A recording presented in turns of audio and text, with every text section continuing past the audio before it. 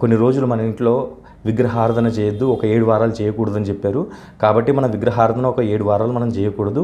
ఇవాళ మనం సాయంత్రం వెళ్తాము, ఇంకా మనకు చాలా తెలుస్తాయి అక్కడికి వెళ్తే అని చెప్తే, మా దగ్గరలో ఉన్న ఒక చర్చ్, అది చర్చ్ అప్పటికి ఇంకా చర్చ్ కాలేదు, ఒక పెద్ద ఆరు బయట ఒక ఒక సమూహంగా చాలామంది వచ్చారనమాట ఒక దగ్గరికి, ఒక అభంగపట్నం అనే ఊరిలో.